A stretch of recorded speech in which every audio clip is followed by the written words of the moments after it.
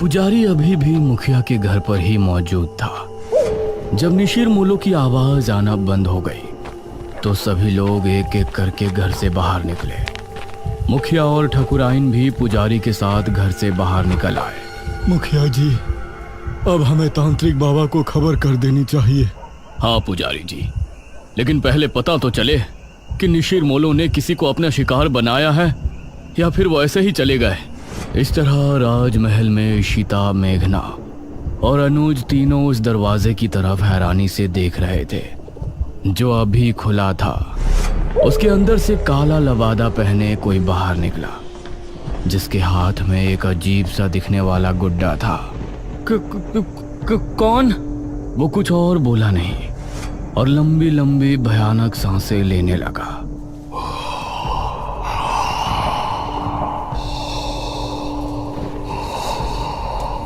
उसकी भयानक सांसों को सुनकर ये तीनों डर गए और तभी वो तेज रफ्तार से इनकी तरफ भागा। भागो जल्दी, महल से बाहर निकलो। इन तीनों का दिल दहल उठा और ये खिड़की की तरफ भागे। जल्दी करो। वो अभी भी इनके पीछे ही था। अनुज ने पहले इशिता और फिर मेघना को बाहर निकाला। वो अनुज तक पहुंचने ही वाला था कि तभी अनुज भी खिड़की से कूद गया। क्या था वो? चलो अब घर चलते हैं, 2 बज रहे हैं, कहीं पिताजी या माँ जाग ना जाए। ये तीनों अब गांव की तरफ रवाना हो गए। माँ और पिताजी को इस बारे में बिल्कुल नहीं बताना, ठीक है? अरे हम क्यों बताएंगे भला? जैसे ही ये तीनों गांव पहुंचे तो बाहर ही पुजारी और बहुत से लोग खड़े थे। अनुज, तुम यहाँ? हमें तो लगा कि तुम तीनों अपने अपने कमरे में सो रहे हो। इतनी रात में तुम तीनों कहाँ से आ रहे हो? वो पिताजी। मुखिया ने मेघना और इशिता की तरफ देखा। तुम दोनों कहाँ गई थी अनुज के साथ? जी माफ कर दीजिए अंकल, हम दोनों का घूमने का मन हो रहा था। तो दिन में घूमने चले जाते, रात में बिना बताए जाने की क्या जरूरत थी? माफ कीजिए पिताजी, मैं ही इन दोनों को ले गया था, लेकिन आप सब लोग यहाँ बाहर इकट्ठा होकर क्या कर रहे हैं? अनुज ने बात को बदलते हुए कहा। आज गांव में निशिर मोलो आए थे, सभी उनकी आवाज सुनकर ही खौफ में थे। क्या निशिर मोलो? ये निशिर मोलो कौन है? 4 कथई लबादे वाले शख्स जो अपने कंधों पर एक ताबूत उठाए रात के समय गांव में घूमते हैं। उनकी आंखें लाल चमक रही होती हैं। रात के समय गांव में घूमते हैं। उस समय अगर वो किसी को देख लेते हैं या कोई उन्हें एक बार देख लेता है तो वो उसे अपने साथ ले जाते हैं। सभी गांव के लोग तो अपने अपने घरों में थे, लेकिन वो लोग संपत और कप्ता को ले गए। वो बाहर ही जुआ खेल रहे थे। अनुज, इशिता और मेघना तीनों ही ये सुनकर चौंक पड़े। पिताजी, लेकिन इससे पहले तो ऐसा गांव में कुछ भी नहीं हुआ, न ही आपने मुझे कभी इसके बारे में बताया। ये 400 साल पहले की बात है बेटा, हमारे महाराज के समय की बात। लेकिन उस समय किसी तरह उनको रोक दिया गया था, लेकिन अब अचानक वो कैसे जाग उठे, ये तो बात समझ के बाहर है। मुखिया जी, अब कल सुबह ही तांत्रिक महाराज से मिलने के लिए निकलेंगे। फिलहाल सभी लोग अपने अपने घरों को जाएं और निशिर मोलो से सावधान रहें। ये सुनकर सभी गांव के लोग अपने अपने घरों को चले गए, लेकिन अब सभी के दिल में अजीब सा डर बैठ गया था। इशिता और मेघना भी अपने कमरे में पहुंची। ये तो बहुत बड़ी गड़बड़ हो गई। हम लोग तो यहाँ पर मृत्युंजय अमृत के लिए आए थे और यहाँ तो राजमहल निशिर मोलो पता नहीं क्या क्या सुनने में आ रहा है। ये लोग अब हमें मृत्युंजय अमृत तक लेकर भी जाएंगे या नहीं? अरे तुझे दिख नहीं रहा यहाँ कितनी प्रॉब्लम है? हम दोनों सुबह यहाँ से जा रहे हैं बस। नहीं, मैं नहीं जा सकती। लेकिन क्यों? वो मृत्युंजय अमृत। इतना कहकर मेघना ने आगे कुछ नहीं कहा। आपने बिना सोचे समझे उन दोनों लड़कियों को घर में जगह क्यों दे दी? देखा ना अब क्या हुआ। ठकुराइन, वो लड़कियां तो अनजान है, लेकिन अनुज को तो सब कुछ पता है ना। वो उनको लेकर रात में निकल गया, इसमें हम उनको दोषी नहीं ठहरा सकते। उनको लेकर जाने वाला तो हमारा ही बेटा है ना। कुछ ही देर में सभी एक एक करके सो गए।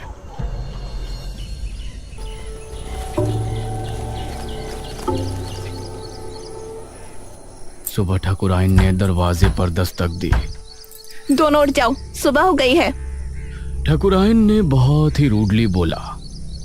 Aunty ji, we are sorry. यह सुनकर वो बिना जवाब दिए वहां से चली गई। कुछ देर बाद फ्रेश होकर इशिता और मेघना दोनों ब्रेकफास्ट टेबल पर पहुंची। Good morning uncle. Good morning aunty. आओ बैठो बच्चों, नाश्ता करो। मेघना के बाल इस समय खुले हुए थे। ना जाने अनुज को उसमें क्या खास दिखा। उसने उसे स्माइल की और एक टक उसे देखने लगी। इस पर मेघना ने उसे हैरानी से देखा, फिर उधर उधर देखकर नाश्ता करने लगी। अनुज, आज तुम खेतों पर जाओगे, समझ गए? माँ, मैं खेतों पर जाकर क्या करूँगा? पिताजी, क्या हो गया है माँ को? मुझे कुछ नहीं हुआ है। तुम आज खेतों पर जा रहे हो, बस जा रहे हो। तभी इशिता बोली, अनुज, तुम हमको भी खेत घुमा लाओगे? ये सुनकर ठकुरायन इशिता और मेघना की तरफ गुस्से से देखने लगी। तभी अनुज भी खुश होते हुए बोला, हाँ ठीक है, मेघना को भी हमारे खेत काफी पसंद आएंगे। हाँ बेटा, क्यों नहीं, लेकिन एक बात ध्यान रखना, तीनों साथ रहना और शाम होने से पहले घर लौट आना। तब तक तांत्रिक महाराज भी आ ही जाएंगे। नाश्ते के बाद इशिता और मेघना अनुज के साथ घर से निकली।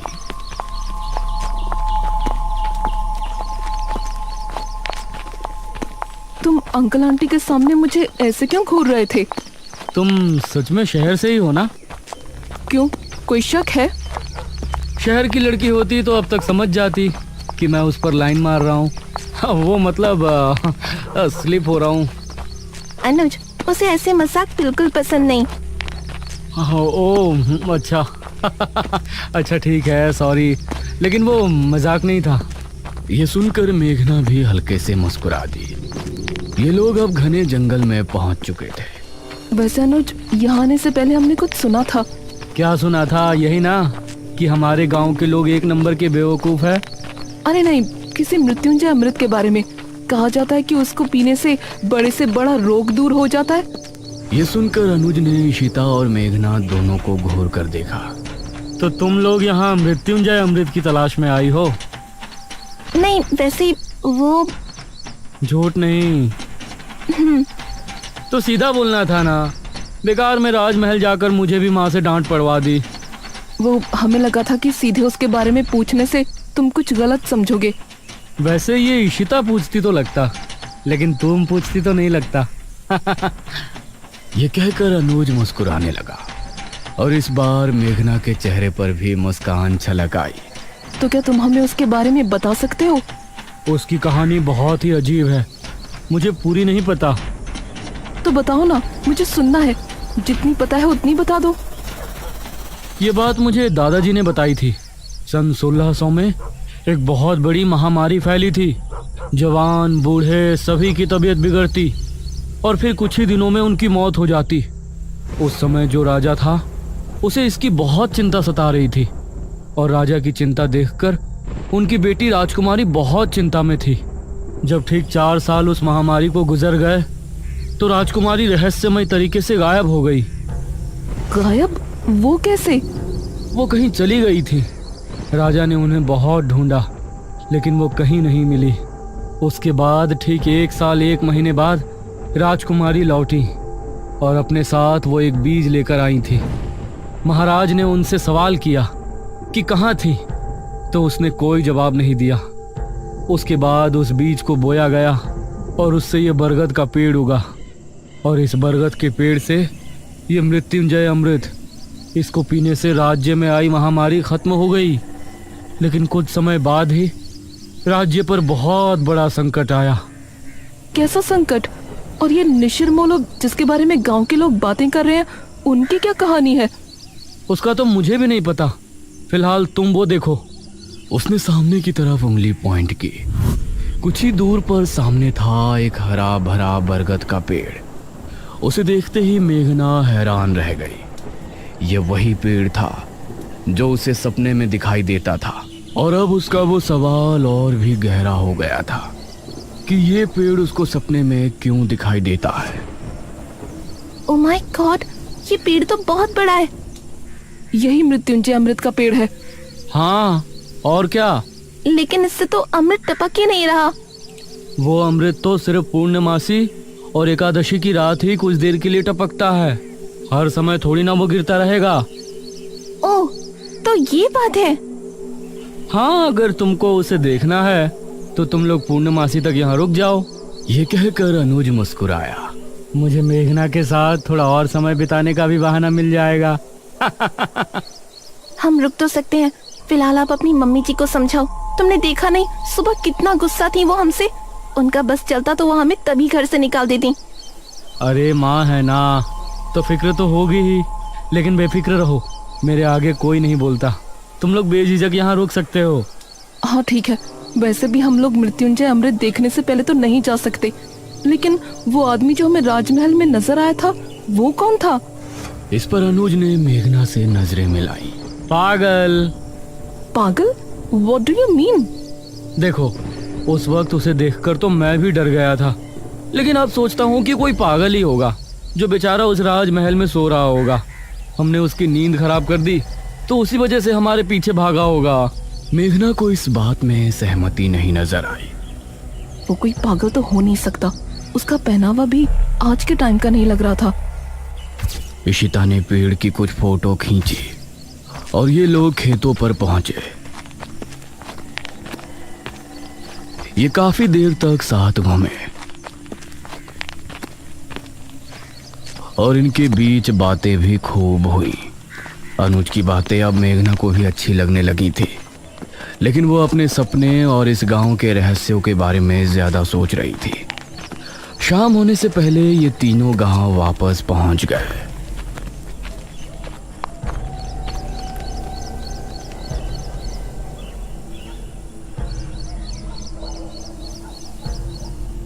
रात होने वाली है। पुजारी जी अभी तक तांत्रिक महाराज को लेकर नहीं आए। बहुत चिंताजनक बात है। मुखिया, ठाकुराइन और गांव के बहुत से लोग चौक पर इकट्ठे थे। तभी पुजारी अपने साथ एक तांत्रिक को लेकर वहां पहुंचा।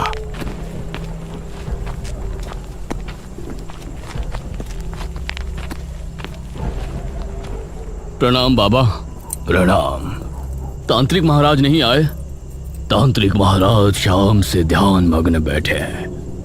वो सुबह सूरज निकलने से पहले नहीं उठ सकते, इसलिए मैं उनकी जगह यहाँ आया हूँ। आप निशिर मोलो के बारे में सब जानते हैं ना? चिंता ना करें, तांत्रिक महाराज का आशीर्वाद हमारे साथ है।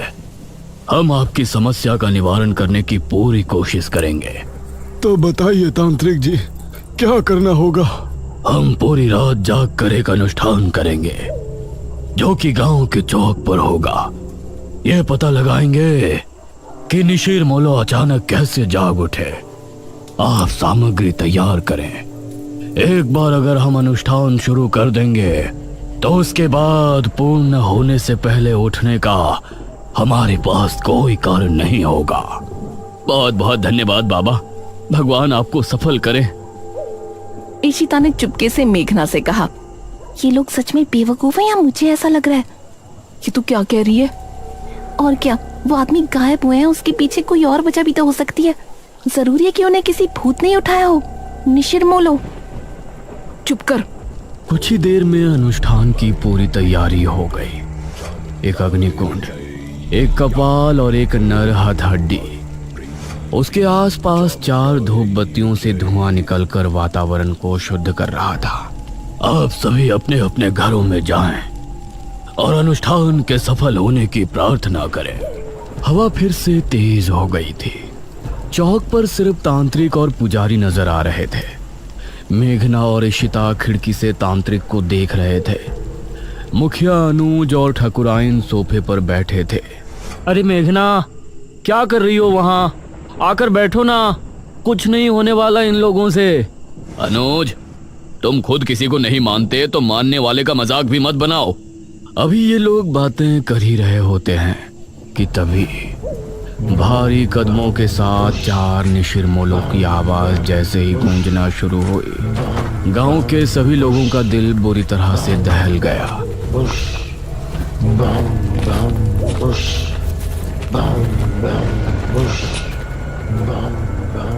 अरे ये आवाज, ये सुनकर मुखिया भी बुरी तरह से डर गया। जल्दी से सभी खिड़की दरवाजे बंद कर दो, कोई बाहर नहीं झांकेगा। उसे इस तरह से डरा हुआ देखकर इशिता और मेघना भी हैरान रह गए। हे भगवान, निशिर मोलो फिर से आ गए। 400 साल पहले तो ये सिर्फ शनिवार की रात्रि में ही आया करते थे। उनकी आवाज सुनकर पुजारी और तांत्रिक भी डर गए थे, लेकिन तांत्रिक ने मंत्र पढ़ना जारी रखा। बाबा, ये निशिर मोलो की आवाज कैसे आ रही है? तांत्रिक ने उसका कोई जवाब नहीं दिया। पुजारी भी डर गया था, इसलिए वो भी चुपचाप मंदिर की तरफ रवाना हो गया। वो आवाजें अब तेज होती जा रही थी। मेघना ने जल्दी से खिड़की को बंद कर दिया। इधर पुजारी मंदिर की तरफ बढ़ ही रहा था कि तभी उसको सामने से निशिर मोलो आते हुए नजर आए। पुजारी उन्हें देखकर बेहद डर गया और खौफ भरी आंखों से उन्हें देखता रहा। ताबूत खुलते ही और उसके बाद सब कुछ सन्नाटे में बदल गया। हे भगवान, ये तो पुजारी जी की आवाज है। इसका मतलब है निशिर मोलो ने पुजारी जी को भी। पिताजी, उनकी आवाजें तो अभी भी आ रही हैं। हे भगवान, पता नहीं क्या होगा। तांत्रिक बाबा की रक्षा करना। तांत्रिक अभी भी बैठा हुआ अनुष्ठान कर रहा था। उसको सामने से निशिर मोलो आते हुए नजर आए। उन्हें देखकर तांत्रिक की आंखों में भी खौफ उतर आया। निशिर मोलो उसके सामने आकर रुक गए और एकदम शांत हो गए।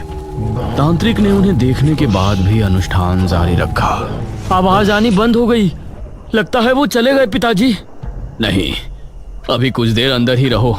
जब तक तांत्रिक महाराज खुद नहीं कह देते, कोई बाहर नहीं जाएगा। तभी तांत्रिक बाबा की एक दर्दनाक चीख फिजा में गूंजी।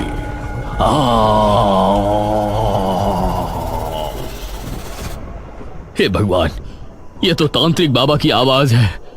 धीरे धीरे आवाजें हल्की होती चली गईं और फिर पूरी तरह से शांति छा गई। चलो, सब जल्दी से बाहर चलो। अब मुखिया और सभी गांव के लोग अपने घरों से निकलकर चौक पर पहुंचे। वहां उन्होंने देखा कि तांत्रिक बाबा किसी मिट्टी के पुतले के जैसे जमे बैठे हैं। उनकी आंखें और मुंह पूरी तरह से फटा हुआ है। तांत्रिक बाबा! अगले ही पल उनका शरीर धीरे धीरे गायब हो गया।